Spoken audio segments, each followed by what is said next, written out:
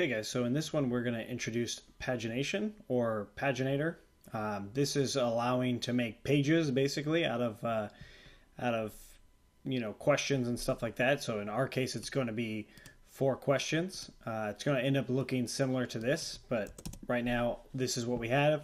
I added another question just so we can kind of work with more and see how this paginator works. So in our Django documentation, you can kind of read through here, but I'm just going to basically go in using it in a view.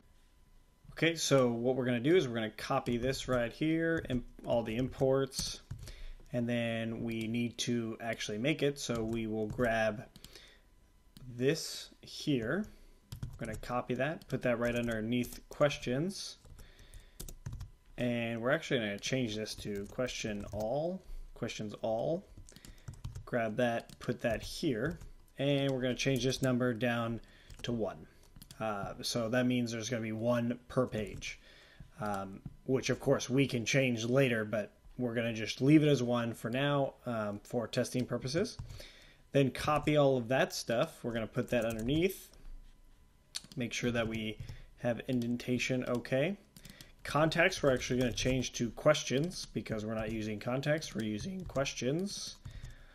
And other than that, that is pretty much ready to go.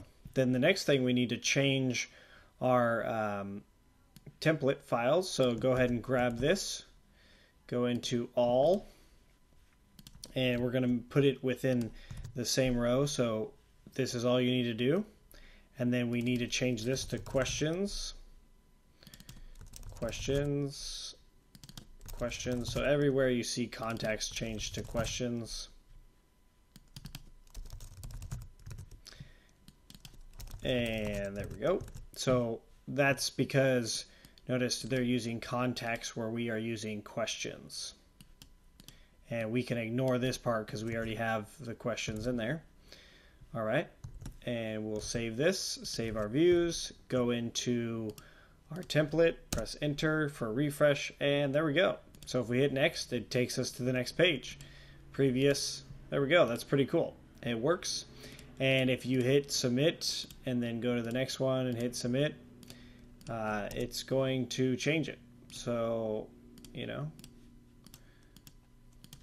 pretty useful, especially if we start getting a lot of questions. And if we change this back to, 25 is not a bad number. If we change that back to 25, we will see this, and it'll only show one page, which is okay. And something else you'll notice, if you select multiple and hit submit on one of them, it will only save the one that you changed. It's not going to save the other one too. And that's because they're wrapped in their own forms.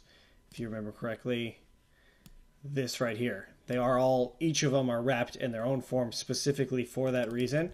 So we can change the value to save, and we can add a class of btn so it looks like a button.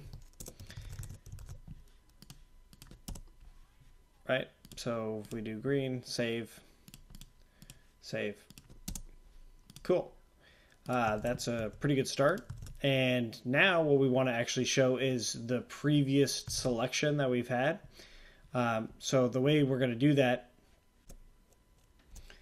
first we need to basically just go in here and go for ABC in ans.user_answer_set.all.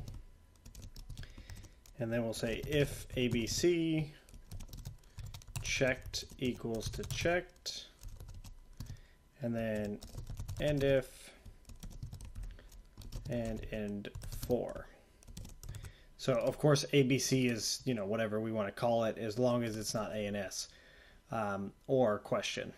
So what it's doing is it's checking. First, it's going through everything in user answer set. So of these answers, it's going through all those and seeing if they're in the user. If there is one in there, do it checked. And it's basically going to check to see if it's the right answer. So if we change it, it'll save it, and going in here, you'll see blue afternoon. So this will be true every time, which is very nice. So then we can kind of see what we've answered before if it comes to that. So of course, if we add a new question, I'm just going to do it by adding a new answer. And let's see, the question could be, do you have a camera? Could be as simple as that. And you can say yes. Save and add another. Do you have a camera? No. Save and add another. No, but I want one. Okay, and then we go back in here, see our questions. Do you have a camera? No, and then you notice there is nothing selected because they haven't actually chosen anything. So you save it, and it's not actually doing anything, but it is there. It's saved. It's not returning anything because we haven't set up anything for it to return. And we can do that here. We're going to use that messages framework again. I'm going to take a shortcut by opening our profile views and using that exact same one that we did before. So let's just copy that, go into our views here, put it at the top, and then back in here, messages success. We will just say that and go back into our views. And we will change this to saying answer saved.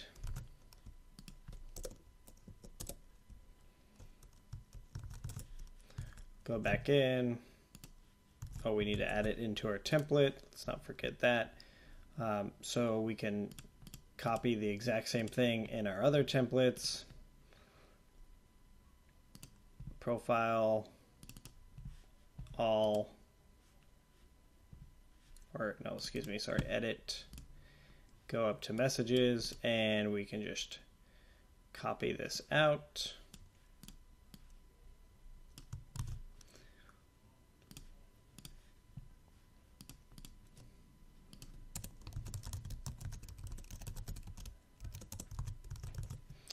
Save that, and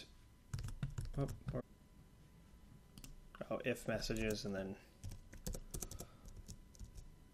we'll add the end if here. Okay. Red, answer saved. Answer saved. Answer saved. Okay. So it's not showing it every time, but it is definitely coming through every time. We can change that later to make it work a little bit better. In fact, we can even change this to add into our base. So if we go into base, so in our base we will change it to here and just save that. I'm going to clean it up a little bit just so we can see it, and there we go. So now we have this messages system set up, and this will work everywhere, so we can even get rid of our profile version of it in here, save that, and just try it one more time to make sure it's working, and it worked. So now we can, every time we need to use the messages, it will just be within our base file here, which makes it nice and easy for us. In fact, we don't want that row unless the messages are coming through, so let's cut this out and put it on the outside of this row and on the outside of that div. So then those messages are showing up only if there's a message, or excuse me, that row is showing up only if there's an actual message. And then when we do that, later we will change this so it's a little bit more dynamic, where it's like kind of goes away or something like that, just so every time we click and it saves, it shows us that it saves. Cool. So that's that.